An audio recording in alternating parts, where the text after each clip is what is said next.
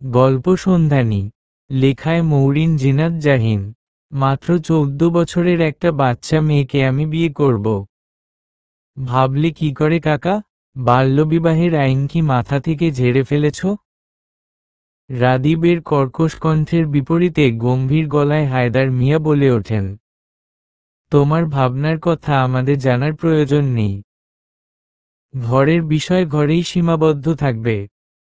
আইন নিয়ে তোমায় এত চিন্তা করতে হবে না। তার কথা শুনে সঙ্গে সঙ্গে তেতে উঠল রাদীব। চোখ ঘুরিয়ে তাকালো বিপরীত চেয়ারে বসে থাকা লিপি আক্তার অর্থাৎ তার কাকির দিকে। তিনি নিশ্চুপ হয়ে নিচের দিকে তাকিয়ে আছেন। হাসপাতালের থমথমে পরিবেশে রাদীব দাঁতে দাঁত চেপে জানায়, তোমাদের সব কথা আমার শুনতে হবে। এর কোনো বাধ্যবাধকতা আছে? আর তোমার না কত ইচ্ছে মেয়েকে পড়াবে, বড় অফিসার বানাবে। কোথায় সেসব? নিজে থেকেই জীবন নষ্ট করে দিতে চাইছ ওর? হায়দার মিয়ার মুখভঙ্গিতে পরিবর্তন লক্ষ্য করা গেল না। তিনি থমথমে গলায় শুধালেন, আমাদের কথা শুনতে তুমি বাধ্য নও জানি, তবে যেই ব্যক্তি তোমাকে নিজের হাতে বড় করেছেন তার কথা শুনতে অবশ্যই বাধ্য। রাদীব বেজায় বিরক্ত হল। লিপি আক্তারের দিকে তাকিয়ে বিরক্তির সুরে শুধাল, কাকি, একটু খুলে বলবে আমায় ঠিক হয়েছেটা কি? হঠাৎ এমন অদ্ভুত সিদ্ধান্ত নিচ্ছ কেন তোমরা? কেউ দ্বিতীয় বাক্য উচ্চারণের পূর্বেই কেবিন থেকে ডাক্তার বেরিয়ে এলেন। হায়দার মিয়া সঙ্গে সঙ্গে উঠে দাঁড়িয়ে জিজ্ঞেস করেন, আব্বার এখন কি অবস্থা ডাক্তার? আপাতত উনি বিপদমুক্ত, তবে ওনাকে উত্তেজিত করবেন না মোটেই। বুঝতেই পারছেন, বয়স হয়েছে। তার উপর এই নিয়ে 3 বার মিনিস্ট্রোক করলেন। আর যে কটা দিন আছেন, ভালো রাখার চেষ্টা করুন তাকে। বাকিটা আল্লাহর ভরসা। ডাক্তার স্থান ত্যাগ করলেন। হায়দার মিয়া দীর্ঘশ্বাস ছেড়ে রাদীবের উদ্দেশ্যে বললেন, শুনলে তো ডাক্তার কি বলল? আব্বাকে তুমি ভালোবাসো অনেক, এটা আমরা জানি। তাই আশা করছি তার কথা ভেবে হলেও বিয়েতে রাজি হবে তুমি। তার শেষ ইচ্ছে এটাই। তোমার মতোই আমরা নিরুপায়। রাদীব বিষয়টা বুঝতে পারল মুহূর্তেই। তীব্র অসহায়ত্বের ছাপ মুখ জুড়ে ছড়িয়ে পড়ল তার। বাবা মাকে সে হারিয়েছে একদম ছোটবেলায়। বয়সটা তখন সবে 6 বছর। তখন থেকে দাদাই তাকে মানুষ করেছে। রাদীবের কাছে তার দাদাই মা বাবা সবার সমান। এতিম ছেলেটিকে নিজ হাতে বড় করেছেন তিনি। বাবা মা অ্যাক্সিডেন্টে মারা যাওয়ার পর থেকে আজ 17 বছর পর্যন্ত দাদার সাথেই গ্রামে থেকেছে রাদীব। মায়ের বাড়ির লোকেরা খোঁজ খবর নেয়, তবুও খুবই কম।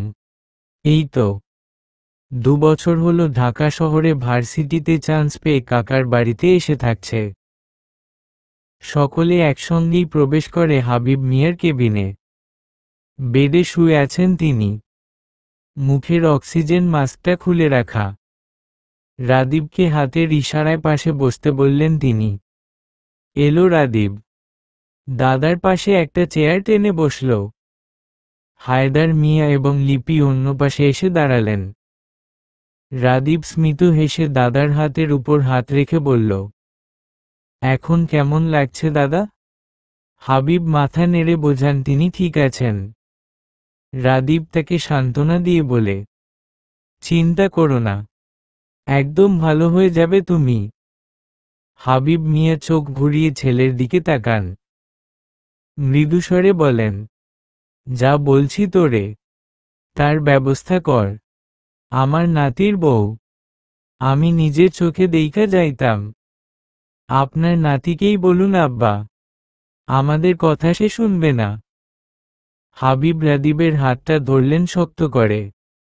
লম্বা নিঃশ্বাস টেনে বললেন, কেন রে দাদুভাই, আমি কি তোমার খারাপ চাইতাম কও? আমার শেষ একটা ইচ্ছা রাখো, কয়দিন আর বাঁচি উল্টোপাল্টা কথা বলো না দাদা। কিছুই হবে না তোমার। আর রইল তোমার ইচ্ছে। আমি জানি তুমি আমার খারাপ চাইবে না, কিন্তু এটা তো ঠিক সময় নয়। তোমার কথা আমি রাখব, কিন্তু সঠিক সময় হোক। সেই সময় পর্যন্ত তো আমি থাকতে পারতাম না দাদুভাই। বুঝতে পারতেছি, আর বেশি দিন নাই হাতে। কবে যে হুট করে চোখ বুইজা ফেলি। দাদার মুখে এসব কথা শুনে সেখানে বসে থাকা সম্ভব হলো না রাদীবের পক্ষে।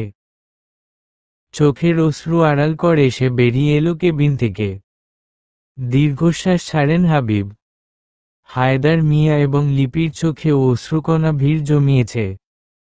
হাবিব চোখ বন্ধ রেখে আওড়ালেন, বাপ মা মরা ছেলেটারে তোর হাতেই তুইলা দিয়া একটু শান্তি পাইতাম আমি। আমার কথা শোন, রাজি করা ওদের। এই শেষ ইচ্ছাটা রাখো আমার। চোখ মুছলেন হায়দার মিয়া। লিপি অসুস্থ পিতার কথা অমান্য করতে পারছেন না। অন্যদিকে চিন্তা হচ্ছে নিজেদের মেয়ের জন্য। এই বয়সে মেয়ের বিয়ে দিয়ে ভুল করবেন না তো তারা? আদেও সে রাজি হবে তো বিয়েতে? ৫ তলা ভবনের সামনে নেম প্লেটে স্পষ্ট অক্ষরে লেখা, মিয়া বাড়ি। সেই ভবনের ৩ তলায় চিন্তিত মন নিয়ে বসে আছে চতুর্দর্শী কন্যা সাফা। আগামীকাল বার্ষিক পরীক্ষা শেষ হবে তার। সবশেষে গণিত পরীক্ষা দেওয়ার কোনো মানেই বুঝল না সাফা। বাড়ির সবাই হসপিটালে, অথচ তাকে ঘরে বসে পড়তে হচ্ছে। কিছুই করার নেই। ভালো নম্বর তো পেতেই হবে। কত স্বপ্ন তার ভবিষ্যৎ নিয়ে। তার জন্য তো আগে থেকেই পরিশ্রম করতে হবে। আপাতত বাড়িতে সাফার সঙ্গে রয়েছে শিমুল। সমবয়সী তারা। লিপি অনেক আগে একবার গ্রাম থেকে নিয়ে এসেছিল তাকে। এই বাড়িতেই থাকে। কাজে কর্মে সাহায্য করে। দরজায় কড়া নাড়ল কেউ। হ্যাঁ, স্পষ্ট শুনেছে সাফা। দ্রুত পায়ে এগিয়ে গিয়ে দরজা খুলে দিল।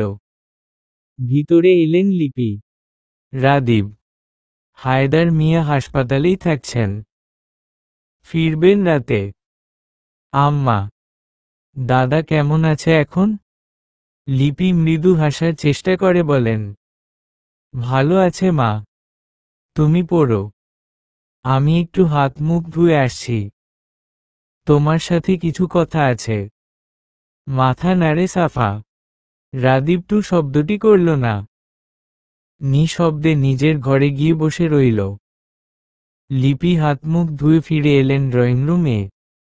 সাফা ক্যালকুলেটর হাতে কোনো একটা অঙ্ক করাই মনোযোগী। মেয়েকে এমন একটা কথা বলতে ইতস্তত বোধ করেন লিপি। কিন্তু বলতে যে হবেই। তার শ্বশুরের মতো ভালো মানুষ যে দুটো হয় না। মানুষটার শেষ ইচ্ছেটুকু যে না চাইতেও রাখতে হয়। সাফার কাছে এসে বসতেই সে অঙ্ক করা বাদ দিয়ে মায়ের উদ্দেশ্যে প্রশ্ন করে, দাদা কবে বাসায় ফিরবে আম্মা? সুস্থ হয়ে যাবে তো? তোমার দাদার অবস্থা খুব একটা ভালো না মা। বাসায় ফিরবেন কালই। কিন্তু কদিন আমাদের মধ্যে থাকেন তার কোনো নিশ্চয়তা নেই।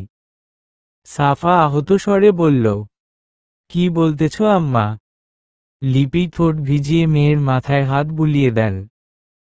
চোখ নামিয়ে বলেন, তোমার দাদার একটা শেষ ইচ্ছে আছে। তিনি বলেছেন আমাদের মৃত পথযাত্রী মানুষ। তার ইচ্ছেটা কি রাখা উচিত নয় মা? মাথা নাড়িয়ে সম্মতি জানায় সাফা। লিপি আবারও বলেন, আমরা কখনো তোমার খারাপ চাইনি মা, চাইবও না। এই বিশ্বাস রাখো তো তুমি। এমন কথা বলছো কেন আম্মা?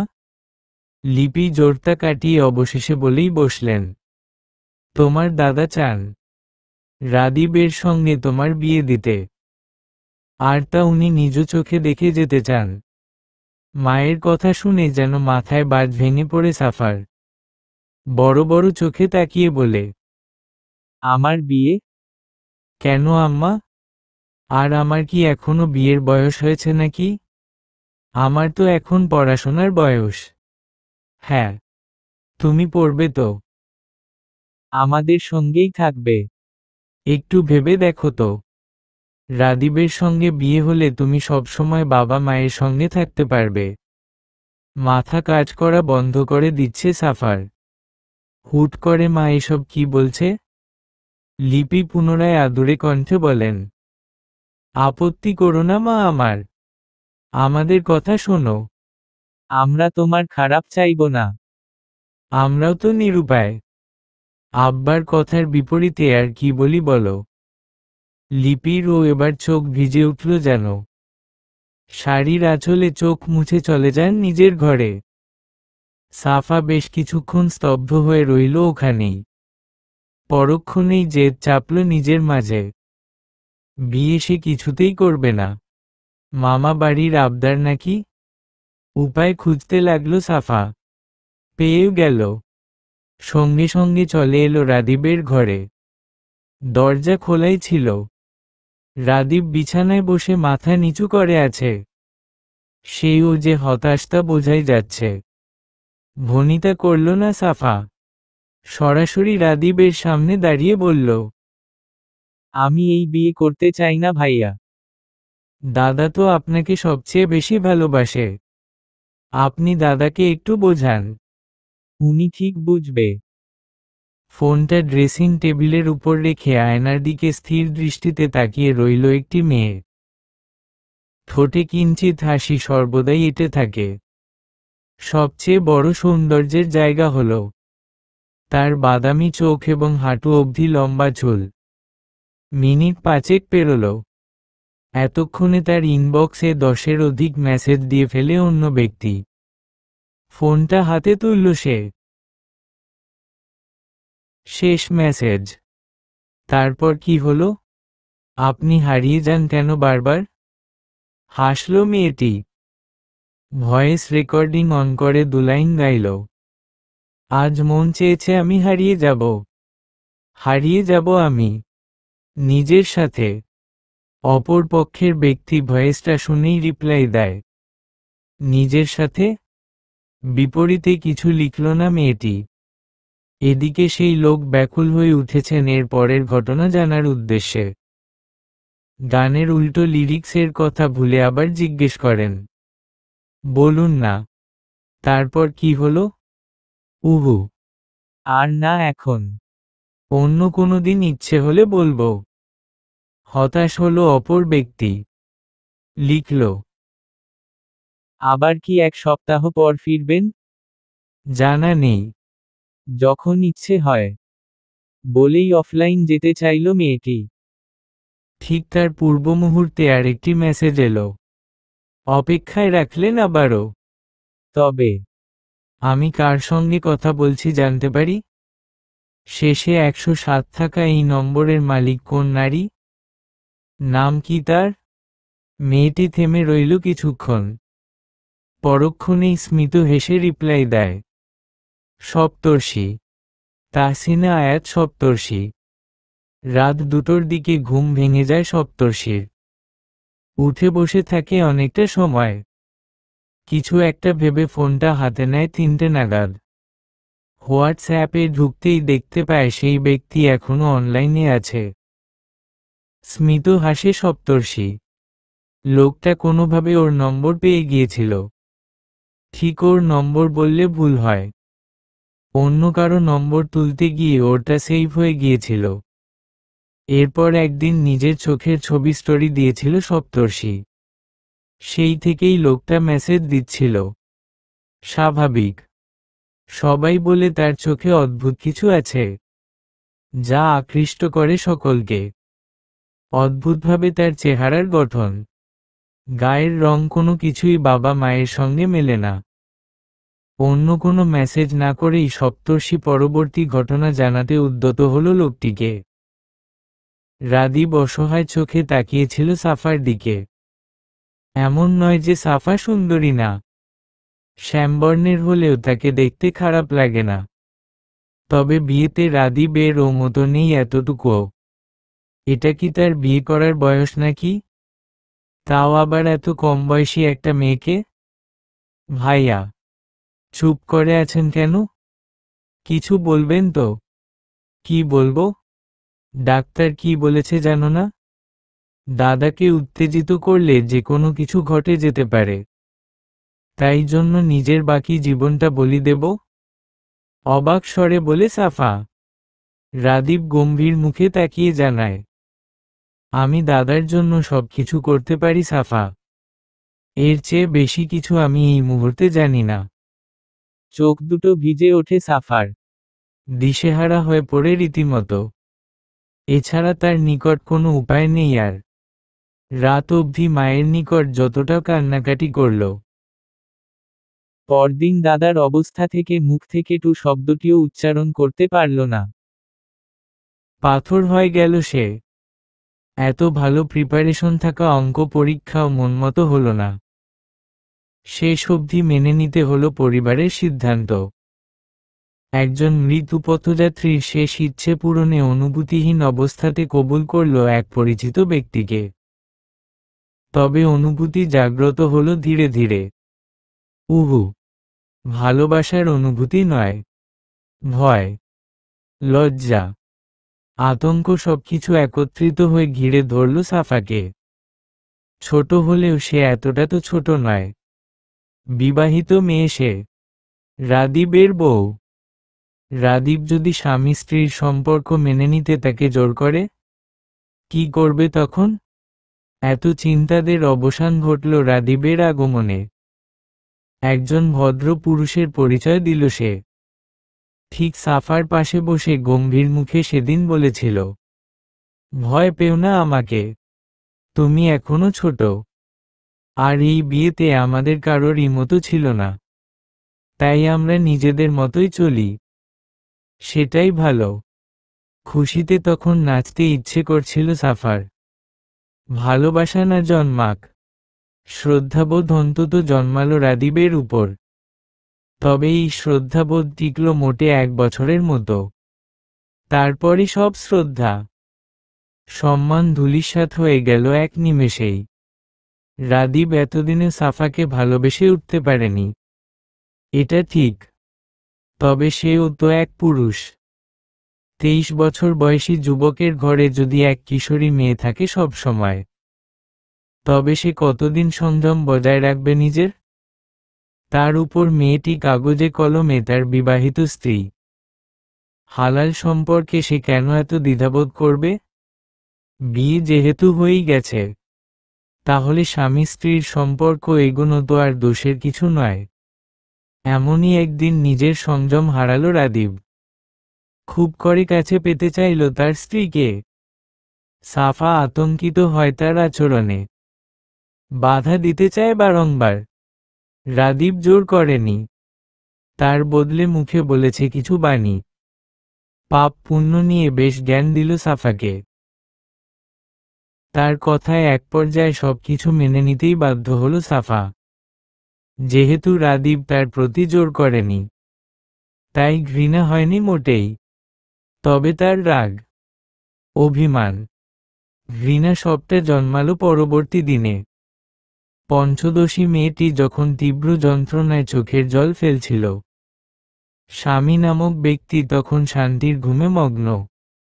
যদি সেদিন রাদীপ তার পাশে বসত, মাথায় একটু হাত বুলিয়ে দিত, হয়তো পরিস্থিতিটাই অন্যরকম হতো। ঘৃণার বদলে ধীরে ধীরে জন্ম নিত ভালোবাসা নামক পবিত্র অনুভূতি। হয়তো রাদীপ তা করত, যদি তার মনে কিঞ্চিত পরিমাণ ভালোবাসা থাকত। ছিল না। যা ছিল তা কেবলই চাহিদা। দোষের কি আছে? এই তো বৈধ। সেদিনের ঘৃণাটা হয়তো কেটে গেছে ধীরে ধীরে। তবে জন্ম নেয়নি ভালোবাসা নামক অনুভূতি। দিন পেরিয়েছে, বছর গড়িয়েছে, স্বাভাবিক দম্পতি হয়ে উঠেছে তারা। ঝগড়া জিনিসটা তাদের মধ্যে তখনও ছিল না। কথাটাই হতো গুনে গুনে।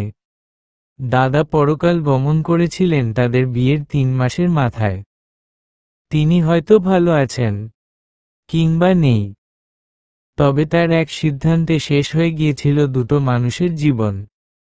বড়ই সুন্দর সম্পর্ক ছিল রাদীপ সাফার। রাদীপ চাকরিতে ঢুকল, সাফা পড়াশোনা করছিল। ঘরের কাজকর্ম তাকে করতে হতো না, তবে সকালে চা বানিয়ে দেওয়া, গোসলের গামছা, জামাকাপড় এগিয়ে দেওয়া এই কাজগুলো সে ঠিকই পালন করত। বিশেষ মুহূর্তে স্বামীকে সঙ্গ দেওয়াটা ছিল তার নিত্যদিনের দায়িত্ব। তবে রাদীপ কখনোই জোর করত না। যদি কখনো সাফা বলেছে, শরীরটা ভালো নেই, মাথা ব্যথা করছে, রাদীপ সুপুরুষের ন্যায় সরে গেছে। তবে কখনো বিপরীতে বলে দেখেনি, বেশি খারাপ লাগছে, মাথা টিপে দেব। অবশ্য বিষয়টা শুধু রাদিনের ক্ষেত্রে নয়, দুজনের ক্ষেত্রেই ঘটেছে। অফিস থেকে ফিরে যদি কোনোদিন শরীর ব্যথা হতো, মাথা যন্ত্রণা করত, রাবিদ কপাল চেপে ধরে শান্ত কণ্ঠে বলত, অনেক কাজ ছিল আজকে, একটা নাপা এক্সট্রা দিও তো। সাফা লক্ষ্মী বউয়ের মতো তার কথা শুনত। তবে বিপরীতে সেই ক্লান্ত চুলের মাঝে হাত বুলিয়ে বলত না, এখন আরাম লাগছে। অনুভূতিহীন এই যুগলের মাঝে অনুভূতি জাগ্রত হতো কেবল রাতের একটি নির্দিষ্ট সময় জুড়ে। যদিও একে ভালোবাসা নাম ব্যতীত অন্য নামে আখ্যায়িত করাটাই উপযুক্ত।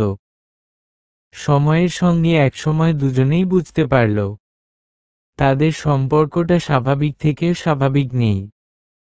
বহু মানুষ পরামর্শ দেয়, একটা বাচ্চা এলেই সব ঠিক হয়ে যাবে। কথাটাকে সত্যি ধরে নেয় দুজন। অনুভূতিহীন ওই সংসারে নিয়ে আসে এক নতুন প্রাণ। নাম রাখে সপ্তর্ষি। সকলে আনন্দিত। মিয়া বাড়িতে খুশির ছড়াছড়ি। বাড়ির লোক ব্যস্ত হয়ে পড়ল সেই ফুটফুটে বাদামি চোখের মেয়েটিকে আড়াল করতে। এত সুন্দর মেয়ে, কার যেন নজর লেগে যায়। নজর হয়তো লেগেই গিয়েছিল সপ্তর্ষির ভাগ্যে। তার আগমনে রাদীপ সাফার সম্পর্কে পরিবর্তন এলো ঠিকই, তবে তা অবনতির দিকে। যোগ হলো নতুন কথার সূত্র, যার নাম ঝগড়া, রাগ, কথা কাটাকাটি, ঝগড়া ইত্যাদি একসময় হয়ে উঠল নিত্যদিনের সঙ্গী। সম্পর্ষী বড় হলো ধীরে ধীরে, আর তার বাবা মায়ের সম্পর্ক তারই সঙ্গে তাল মিলিয়ে ধাবিত হলো ধ্বংসের পথে। দুজনে অবশেষে উপলব্ধি করল, এভাবে সংসার করা যায় না। যেই সম্পর্কে কোনো মায়া নেই, ভালোবাসা নেই, সেই সম্পর্ক কি করে টিকে থাকতে পারে? বাকি রইল বাচ্চার কথা। দুজনেই নিজেদের সান্ত্বনা দিল এই ভেবে, মেয়ে তার বাবা মায়ের এমন তিক্ত সম্পর্ক দেখলে তাতে তো মেয়েরই ক্ষতি হবে। আত্মীয়রা বোঝালো, বোঝার চেষ্টা করল তারা। 4 বছর অবধি এই তিক্ত সম্পর্ক বয়ে বেড়াল তারা। পরিশেষে বিয়ের 9 বছর পূর্ণ হওয়ার কয়েকটা দিন আগে ইতি টানল এই সম্পর্কের। মুক্ত হলো তারা এই অনুভূতিহীন সম্পর্ক হতে। রাদীপ আলাদা বাসা নিল, সেখানেই থাকল। মেয়ে থাকত দুজনের কাছেই, ঘুরিয়ে ফিরিয়ে। তবে রাদীপের কাছে কমই থাকা হতো। ছোট মানুষ, মা ছাড়া কতক্ষণই বা থাকতে পারে। দ্বিতীয় সংসারে প্রথম যায় সাফা। এবার তার নিজের পছন্দে। ছেলেটির স্ত্রী মারা গিয়েছিলেন অ্যাক্সিডেন্টে। প্রথম কদিন সপ্তর্ষি মায়ের সঙ্গেই ছিল। তারপর ইউই বাড়িতে তাকে নিয়ে বিভিন্ন ঝামেলা শুরু হয়। বাবা তখনও একা। 7 বছর বয়স এসে চলে আসে বাবার কাছে। তবে রাদীপ ও নিজের জীবন নতুনভাবে গুছিয়ে নেয় কদিন বাদেই। কোনো পরিবেশেই ভালো ছিল না সপ্তর্ষি। বাবা মা তাকে ভালোবাসত ঠিকই, তবে পরিস্থিতিই তার উপযোগী ছিল না। লিপি আর হায়দার মিয়া নিজেদের দায়িত্বে সপ্তর্ষিকে নিয়ে আসে নিজেদের কাছে। সেই থেকে সে একটু শান্তি পেয়েছে, একটা ভালো পরিবেশ পেয়েছে বড় হওয়ার জন্য। আর লিখল না সপ্তর্ষি, মেসেজটা সেন্ড করল। সঙ্গে নম্বরটাও ব্লক করে দিল। অনেকদিন বাদে কাউকে বলল কথাগুলো। অপরিচিত ব্যক্তিকে। গল্পের শেষে হয়তো সেই ব্যক্তি একটু খুশি হবেন। মেয়েটি তাও ভালো আছে ভেবে দীর্ঘশ্বাস ছাড়ে সপ্তর্ষি। উঠে গিয়ে ড্রয়ার থেকে দুটো প্যাকেট নিয়ে বিছানার উপর বসল। দুটো সুন্দর ড্রেস। একটা বাবা পাঠিয়েছে আর একটা মা। সেগুলোতে হাত বুলিয়ে মুচকি হাসল সে। এগুলো কেবল একদিনই পরবে হয়তো। বাবার দেওয়া জামা পরে বাবার সঙ্গে দেখা করতে যাবে। মায়েরটা পরে যাবে মায়ের কাছে। এরপর এগুলোর স্থান হবে যথারীতি আলমারির এক কোণে। এই পৃথিবীতে দুটি ব্যক্তিকে সপ্তর্ষি সবচেয়ে বেশি ঘৃণা করে। আর তারা হলেন ওর নানা নানি। সঙ্গে আরও একজন। তবে সে আর এই পৃথিবীতেই নেই। আজ রাদীপ সাফা তাদের জীবন নিয়ে খুশি। নতুন জীবনসঙ্গী নিয়ে খুশি। তারা কোনো ভুল করেনি তো। কেবলই একটা ভুল ছাড়া। তাদের সেই একটিমাত্র ভুলই ছিল সপ্তর্ষি, যে আজও সন্ধানী হয়ে ঘুরে বেরোয়। এক চিলতে সুখ সন্ধানী। সমাপ্ত। বাস্তব জীবনে দেখা একটি ঘটনা লিখলাম শুধু। আমি জানি সব ক্ষেত্রে এমন হয় না। তবে তাদের ক্ষেত্রে হয়েছে। আর এর ভুক্তভোগী একটি নির্দোষ প্রাণ। ভুল ত্রুটি মার্জনীয়। আসসালামু আলাইকুম।